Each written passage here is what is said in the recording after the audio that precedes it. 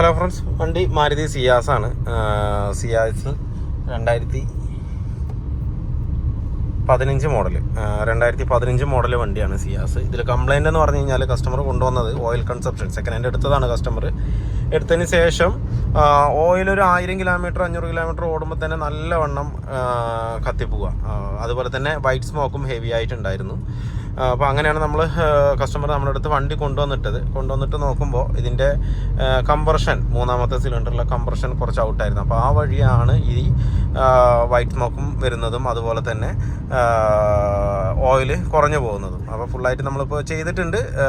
Engine ഫുള്ളായി ഇറക്കി അതിൻ്റെ പിസ്റ്റണും അതുപോലെ റിങ്സ് കാര്യങ്ങൾ കംപ്ലീറ്റ് ആയിട്ട് മാറിയിട്ടുണ്ട്. Full set engine full work തന്നെ ചെയ്തിട്ടുണ്ട്. പിന്നെ നേരത്തെ ടൈമിംഗ് കിറ്റ് മാറിയിട്ടുണ്ടെന്ന് പറഞ്ഞു കസ്റ്റമർ. പക്ഷേ അയച്ചപ്പോൾ ടൈമിംഗ് കിറ്റിനും കംപ്ലൈൻറ്റ് ഉണ്ടായിരുന്നു. അപ്പോൾ അതും കൂടെ നമ്മളിതിനകത്ത് ചെയ്തിട്ടുണ്ട്.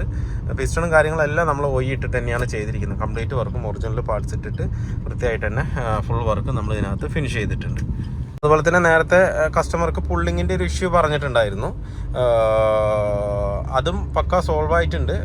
ഇപ്പം തന്നെ വണ്ടി നമ്മൾ കാല് കൊടുക്കുന്നതിനനുസരിച്ച് കയറി അങ്ങ് പോകുന്നുണ്ട്. എൻജിൻ വർക്ക് ചെയ്തത് കൊണ്ട് നമ്മൾ കൂടുതൽ അങ്ങ് ഹൈ പവറിൽ കൊടുക്കണില്ല. കയറി അങ്ങ് പോകുന്നതും അതുപോലെ തന്നെ നമുക്ക് പ്രത്യേക ഒരു ഫീലിംഗ് കിട്ടുന്നുണ്ട്. നമുക്ക് സിയാസ് സ്വിഫ്റ്റിനെ പോലെ അത്രത്തോളം ഓൾഡ് സ്വിഫ്റ്റൊക്കെ വരുന്നത് പോലുള്ള പുള്ളിങ് അതിനകത്ത് വരില്ല. ആ ഒരു നോർമൽ ഒരു ലെവലിലേക്ക് എങ്ങനെ പോകുള്ളൂ. എന്നാലും അത്യാവശ്യം നല്ല പുള്ളിങ് തന്നെ ഉണ്ടാവും. നമ്മൾ ഓൾഡ് സ്വിഫ്റ്റൊക്കെ ഓടിച്ചു കഴിഞ്ഞാൽ നമുക്ക് ഈ ജെറൊക്കെ മാനിഫോൾഡൊക്കെ ക്ലീൻ ചെയ്ത് ഓടിച്ചു കഴിഞ്ഞാൽ പക്ക ഒരു വലിച്ചിട്ട് പോകുന്നൊരു ഫീലിംഗ് കിട്ടും. അത് സിയാസിന് ഈ ഒരു 15 മോഡൽ സ്വിഫ്റ്റ് ആണെങ്കിലും ശരി സിയാസ് ആണെങ്കിലും ശരി വരില്ല.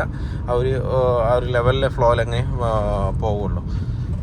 ആ ഒരു പുള്ളിങ് കറക്റ്റായിട്ട് തന്നെ ഇതിനകത്ത് ഉണ്ട്. നേരത്തെ എന്ന് പറഞ്ഞാൽ ഓവർടേക്ക് ചെയ്യുമ്പോഴൊക്കെ ഭയങ്കര ബുദ്ധിമുട്ടാണെന്നാണ് കസ്റ്റമർ പറഞ്ഞത്. അപ്പോൾ ഇപ്പോൾ നോർമലാണ് വണ്ടി. ഈ ഒരു കണ്ടീഷൻ വെച്ച് നോക്കുമ്പോൾ നോർമലാണ്. എൻജിൻ അതുപോലെ പക്ക സൈലൻ്റ് ആണ്.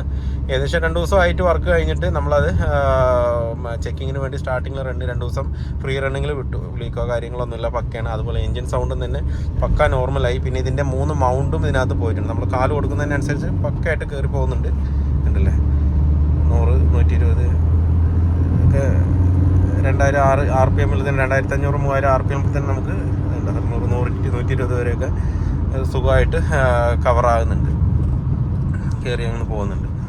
അപ്പോൾ നേരത്തെ എന്ന് പറഞ്ഞാൽ വണ്ടി ഓടിക്കുമ്പോൾ നല്ല വൈബ്രേഷൻ ഉണ്ടായിരുന്നു. പുറന്നൊരു സൗണ്ടും വല്ലാത്തൊരു ഫീലിംഗ് ആയിരുന്നു എൻജിൻ ഭാഗത്തുനിന്ന്. അതും കംപ്ലീറ്റ് ആയിട്ട് അറസ്റ്റ്. എന്ന് വെച്ചാൽ എൻജിൻ മൗണ്ട് പൂർണ്ണമായിട്ടും പൊട്ടി കിടക്കായിരുന്നു. 3 മൗണ്ടും പൊട്ടി കിടക്കായിരുന്നു. അതിൻ്റെ ഒരു വൈബ്രേഷനാണ് നേരത്തെ വന്നുകൊണ്ടിരുന്നത്.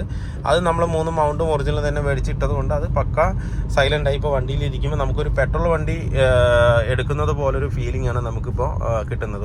ഒരു തരത്തിലുള്ള സൗണ്ടും തന്നെ നമുക്ക് കിട്ടുന്നില്ല. പക്ക നീറ്റായിട്ട് തന്നെ വണ്ടി റണ്ണാവുന്നുണ്ട്. ഒരു ചെറിയ സൗണ്ട് പോലും ഇതിനകത്ത് നമുക്ക് ഫീൽ ആവുന്നുമില്ല. ഒരു വൈബ്രേഷനും നമുക്ക് കിട്ടുന്നില്ല. പക്ക നീറ്റ് തന്നെയാണ്. ഇനിയിപ്പോൾ ഒരു 2000 കിലോമീറ്റർ വരെ നമുക്ക് ഇതുപോലെ നോർമൽ റണ്ണിങ്ങിൽ തന്നെ റണ്ണാക്കണം. ഒരു 2000 RPM മേലെ കയറ്റാതെ നോക്കുക. ഞാനിപ്പോൾ ഒന്ന് ടെസ്റ്റ് ഡ്രൈവ് ചെയ്യാൻ വേണ്ടി മാത്രം ഞാൻ കയറ്റിയതാണ്. അതേ ലെവലിൽ സെറ്റ് ചെയ്ത് കഴിഞ്ഞാൽ എൻജിൻ പക്ക സെറ്റാവും. പിന്നെ 2000 കിലോമീറ്ററുള്ള സർവീസിന് വന്ന് നമ്മുടെ അടുത്ത് തന്നെ വന്ന് ചെയ്ത് പോയി കഴിഞ്ഞ് കഴിഞ്ഞാൽ ചെറിയ വർക്കുകളൊക്കെ ഉണ്ടെന്നുണ്ടെങ്കിൽ നമുക്കത് ചെയ്തെടുക്കാൻ പറ്റും. അത് കഴിഞ്ഞ് കഴിഞ്ഞാൽ പിന്നെ നമുക്ക് നോർമലി എങ്ങനെ വേണമെന്നുണ്ടെങ്കിലും റൺ ചെയ്യുക. കുഴപ്പമൊന്നുമില്ല, നോർമലി സെറ്റാക്കാൻ പറ്റും. ഇതാണിപ്പോൾ ഇതിൻ്റെ എൻജിൻ സൗണ്ടും കാര്യങ്ങളെന്ന് പറയുന്നത്. ഇപ്പോൾ ഒന്ന് വാട്ടർ വാഷ് ചെയ്യണം വണ്ടി.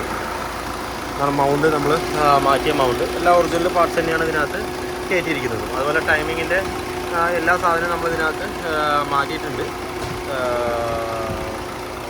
ടെൻഷനറും കാര്യങ്ങളും എല്ലാം മാറ്റിയിട്ടുണ്ട്. അതുപോലെ തന്നെ എക്സ്ട്രാ വന്ന് നമുക്കൊരു 2 ഹീറ്റർ പ്ലഗ് ഇതിനകത്ത് പോയിട്ടുണ്ടായിരുന്നു. ആ 2 ഹീറ്റർ പ്ലഗ് നമ്മളിതിനകത്ത് മാറ്റിയിട്ടുണ്ട്.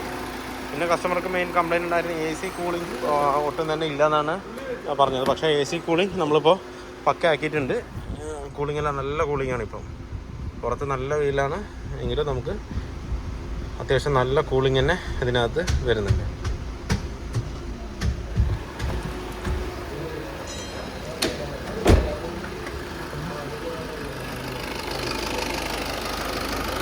നേരത്തെ ആ ഫാനിൻ്റെ സൗണ്ട് ഉള്ളത് കൊണ്ട് നമുക്ക് കറക്റ്റ് എൻജിൻ സൗണ്ട് കറക്റ്റ് കിട്ടിയിരുന്നില്ല. ഇതാണ് ഇപ്പോൾ എൻജിൻ സൗണ്ട് കറക്റ്റ് പക്ക നോർമൽ.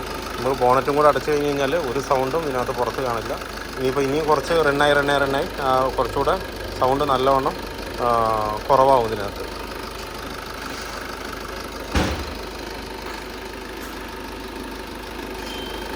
എന്തായാലും നമുക്കിപ്പോൾ ഒരു ഫ്രഷ് എൻജിൻ്റെ രീതിക്ക് വന്നിട്ടുണ്ട്. നമ്മൾ വണ്ടി എങ്ങനെയാണോ പുതിയ വണ്ടി എടുക്കുന്ന ആ ഒരു രീതിക്ക് തന്നെ ഇപ്പോൾ ഇത് ടൂണിങ് വന്നിട്ടുണ്ട്. ഇനിയിപ്പോൾ correct 2000 kilometre service first service ചെയ്യുക. പിന്നെ കറക്റ്റ് ഒരു 10,000 കിലോമീറ്ററിൽ ഷെഡ്യൂളിൽ കറക്റ്റായിട്ട് ചെയ്യുക. അത് കഴിഞ്ഞാൽ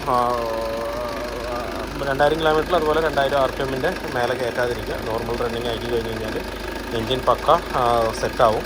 അതുപോലെ തന്നെ ഇതിൻ്റെ ഡീസൽ ഹെവി ആയിട്ട് ലീക്ക് ഉണ്ടായിരുന്നു. നമ്മളത് അതിൻ്റെ ഡീസൽ ഫിൽറ്ററൊക്കെ മാറി സെറ്റാക്കി ഇട്ടിട്ടുണ്ട്.